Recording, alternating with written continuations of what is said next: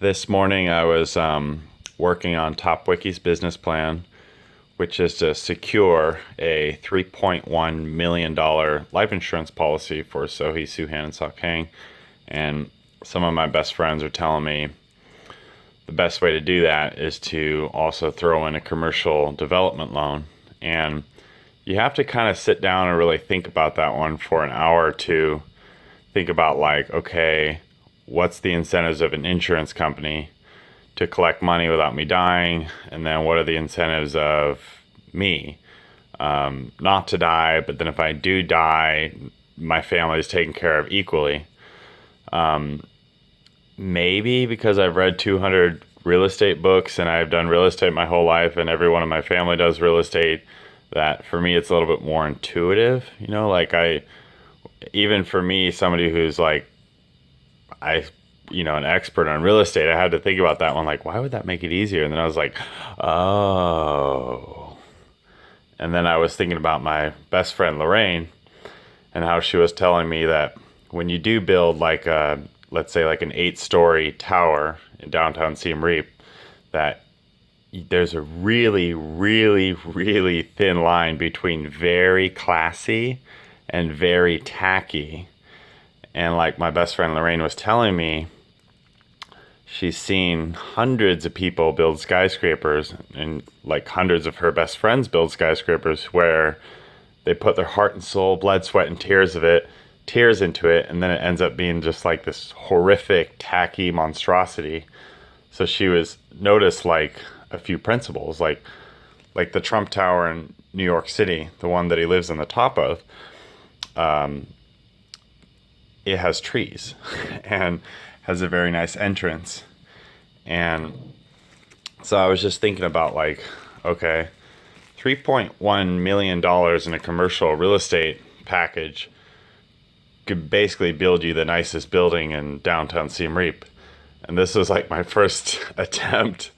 And I thought, oh my God, this would be like the craziest, tackiest monstrosity of all time. Like I was thinking of Donald Bren, the rich Donald, who owns the Irvine Company, who developed almost all of Orange County with the Irvine Company. Donald Bren, the rich Donald, and Donald Trump being considered the poor Donald, because Donald Bren is worth so many more billions of dollars than Donald Trump. And so I, for whatever reason, I was listening to Tony Robbins, and he said that he visited Donald Bren and they hung out in Donald Bren's wine cellar. And then Tony Robbins said he went back to San Diego to the Del Mar Castle, and then he looked around at his Del Mar Castle and was like, man, what a trash dump I live in. Like basically went from feeling like he lived in the nicest residence in California to feeling like he lived in a trailer park after he visited the rich Donald's residence.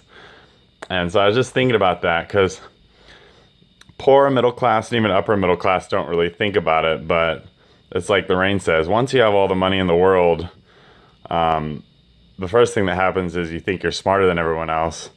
And, and then second thing is you start building like really, really tacky stuff instead of really, really classy stuff. And, it really helps that my dad's owned a building in the downtown of a city, and some of my friends own some skyscrapers, so it's not too far out of my context. Still, like if I built a building in downtown Siem Reap that was, let's say, like 8 stories tall, which isn't even really, I don't even know if that meets the definition of a skyscraper. I should know that. I mean, it should be part of my knowledge repertoire. But so yeah, if I do build something in downtown Siem Reap that's, let's say, 8 stories, I got to think about making it culturally sensitive. I got to think about how I can create jobs for the residents. I got to think about the elevator shaft acts as the core of the building. It needs to go into the ground, have at least 3 levels of parking.